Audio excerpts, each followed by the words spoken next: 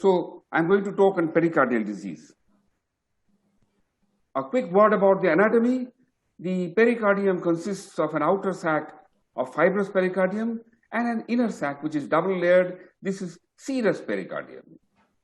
Pericardial fluid resides within the visceral and parietal layers of the serous pericardium. What is the function of the pericardium? It gives mechanical protection to the heart.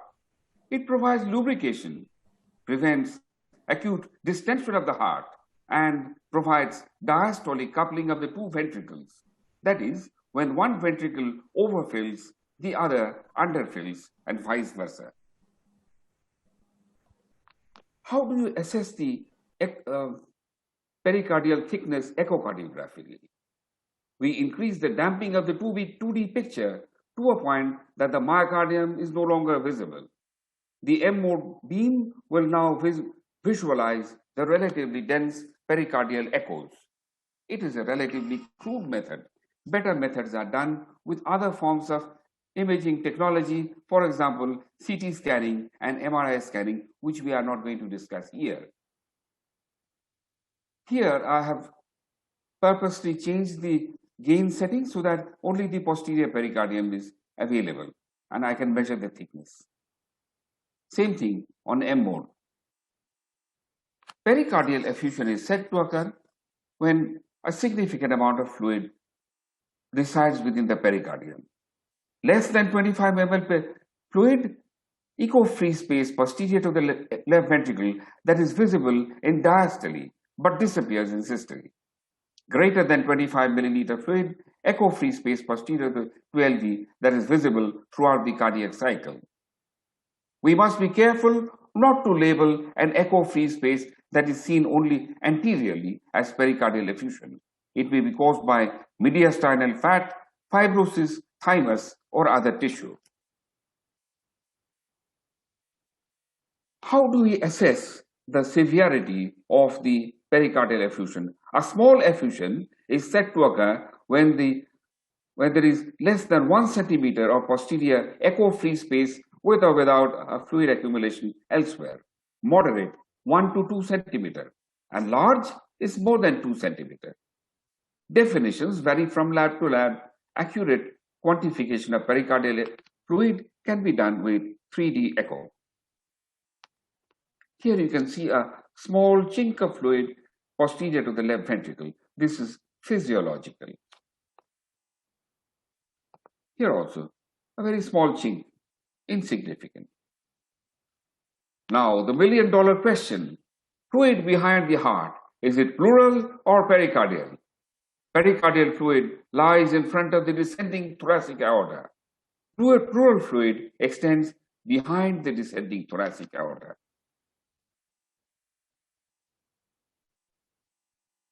Now here you can see the descending thoracic aorta as the circle behind the left atrium, and this fluid lies anterior. If it lies posterior, then this is pleural effusion. Let's have a quick word on pericardial tamponade. Normal pericardial pressure 2 to 4 millimeters mercury. Slow accumulation of fluid is hemodynamically well tolerated because of gradual stretching of the fibrous pericardium. Quick accumulation of fluid raises the pericardial pressure acutely because the fibrous pericardium cannot be stretched so quickly. This results in cardiac tamponade. If the pericardial pressure is less than 10 millimeters mercury, we call it mild tamponade. If more than 10, it is severe. Tamponade primarily affects the right side of the heart because the RV free wall is thinner than the left LV free wall and is easier to be compressed, and left-sided pressures are higher than the right-sided pressures and resist compression for a longer period of time. This is the principle of continuity. What goes in is equal to what comes out. Underfilling of the RA and RV in turn causes underfilling of the LA and LV. This results in reduced cardiac output, low blood pressure, compensatory tachycardia, and finally shock. Can you see the collapse of the RA. The RA is a thin walled structure, and this is diastolic collapse. This is RV free wall collapse. This is a more specific indicator of pericardial tamponade.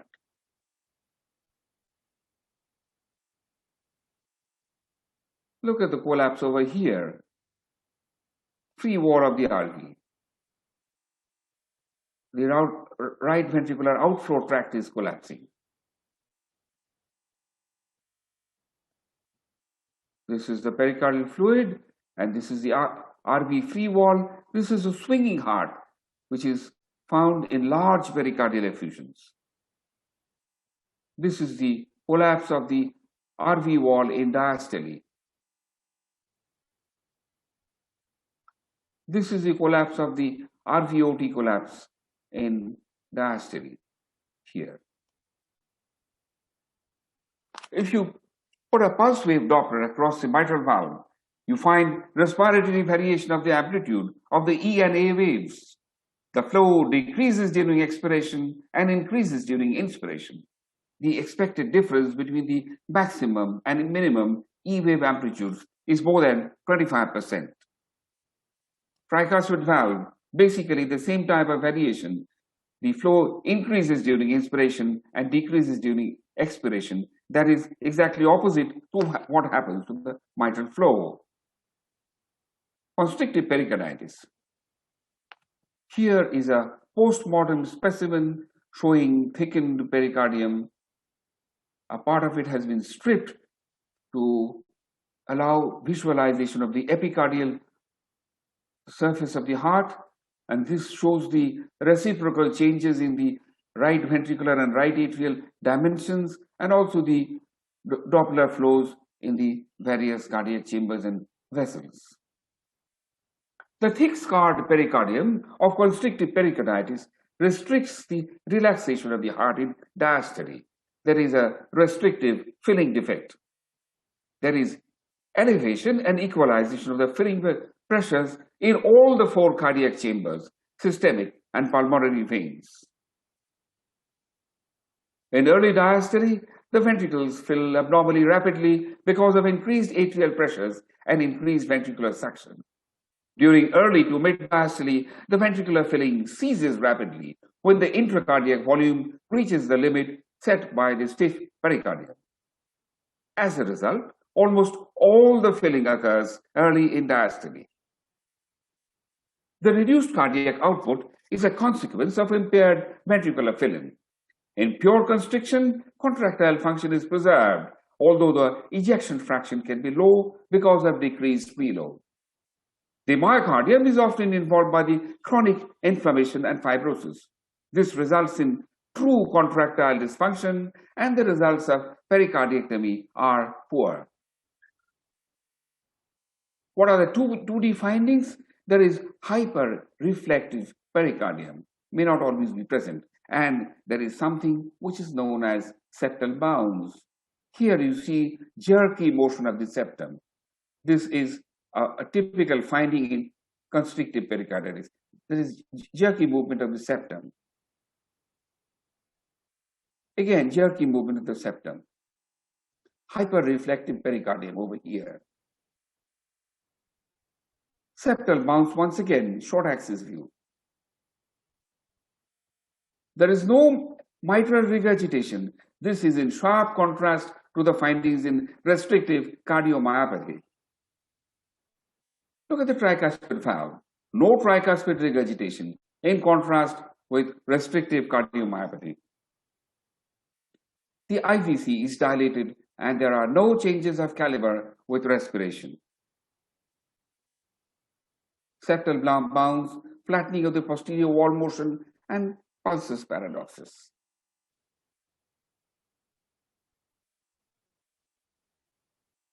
M-mode study of the pulmonary valve, steep early part because of the premature opening of the pulmonary valve by the elevated RV pressure.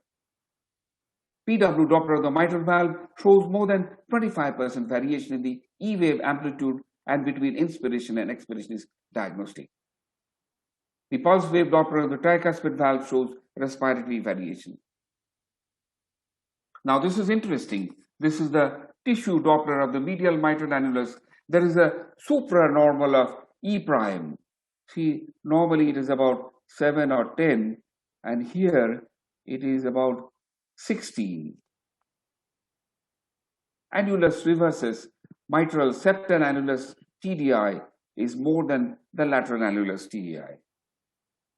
Now, the million-dollar question is, am I dealing with constrictive pericarditis or restrictive cardiomyopathy?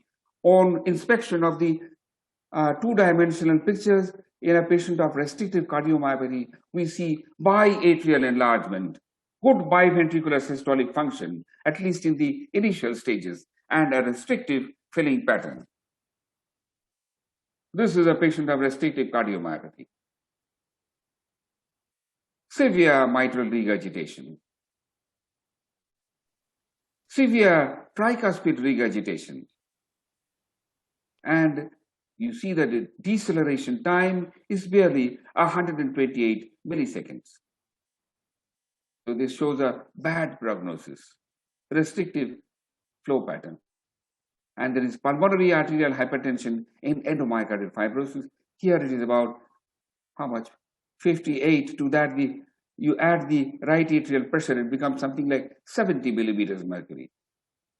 The IVC is dilated and there is hardly any change with respiration.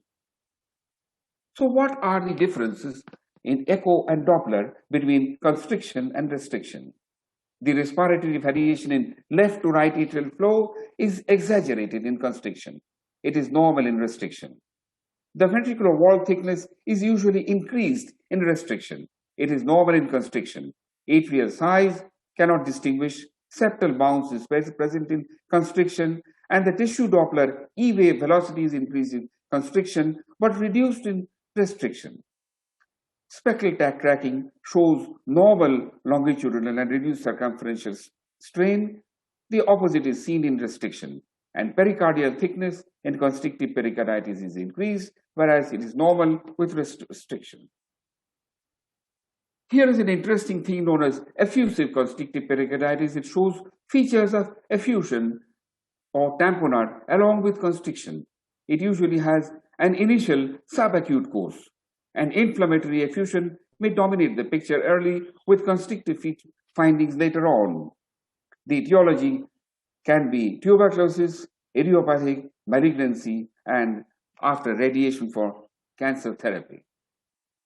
The failure of right atrial pressure to decline by at least 50% to a level below 10 millimeters mercury when the pericardial pressure is reduced to nearly 0 millimeters mercury by pericardiocentesis.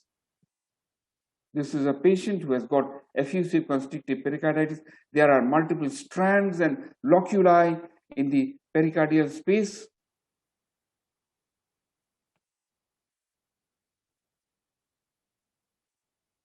So, thank you.